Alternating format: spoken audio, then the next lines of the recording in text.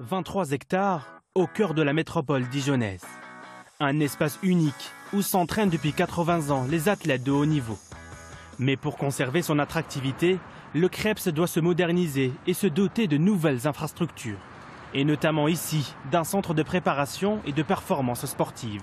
À savoir un espace effectivement de récupération balnéo avec des bains froids, des bains chauds, hammam, sauna, des espaces pour les kinés, mais aussi des espaces pour les médecins. Aujourd'hui, on se rend compte que c'est des outils qui manquent cruellement sur tout le territoire. Donc le rôle du Creps aussi vers la haute performance, c'est de trouver des moyens, des dispositifs qui permettent de répondre aux besoins des fédérations et aux besoins de ces athlètes.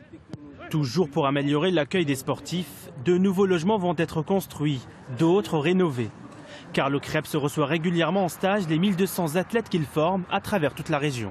L'ensemble du Creps va être rénové. D'abord, il sera beaucoup plus accessible parce qu'on veut aussi une population de handicapés sportifs qui soit présent ici. À 1h30 de Paris, on doit être un lieu emblématique du sport handicapé. Et puis après, c'est aussi que les valides y trouvent aujourd'hui, dans une métropole dynamique, un lieu d'entraînement et de performance pour le sport de haut niveau. Coût des travaux, 11 millions d'euros, financés par la région. Des investissements nécessaires car des athlètes du monde entier vont venir ici se préparer pour les JO de Paris 2024. Il y a deux types de retombées. À la fois, le Creps de Bourgogne-Franche-Comté devient un centre labellisé, mais aussi c'est permettre aux entreprises locales d'avoir des commandes pleines pour pouvoir travailler, pour relancer l'économie. Les travaux démarrent en avril prochain et s'achèvent à l'été 2023.